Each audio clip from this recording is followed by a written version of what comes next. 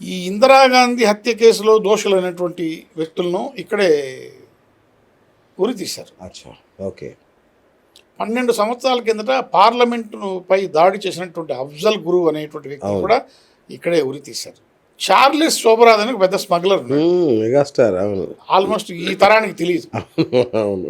అతని జీవితాన్ని మనం ఒక పుస్తకం రాయొచ్చు, ఒక సినిమా తీయచ్చు, అస్సలు అంత గొప్ప స్మగ్లర్. అవును. అలాంటి వ్యక్తి తిహార్ జైలు నుంచి పారిపోవడమే ఆశ్చర్యం. పారిపోయి చాలా రోజులకు మళ్ళీ దొరికాడు, అది వేరే విషయం. పారిపోయినాడు. అంత కట్టుదిట్టమైనటువంటి జైలు, అంత హై సెక్యూరిటీ జైలు, ఆ జైల్లో నుంచి ఇతను తప్పించుకోపోయినాడు అంటే అది ఆశ్చర్యం. దొరకడం అనేటువంటి తర్వాత విషయం. అవును, అది మన వాళ్ళ గొప్పతనం. అవును, పట్టుకోవడం అది చాలా ఆశ్చర్యంగా కలుపుతుంది. తిహార్ జైలు విషయంలో నాకు నవ్వు వస్తుంది. నిజమే నిజమే. ఏది తిహార్ జైలు నుంచి ఈ చార్లెస్ శోభరాజ్ ఎలా చార్లెస్ శోభరాజ్ ఇక అంటే నేరస్తుల్లో మెగా నేరస్తుడు. 1986 అనుకుంటా. అవును, అతని మీద సినిమాలు కూడా వచ్చాయి. సినిమాలు కూడా వచ్చాయి.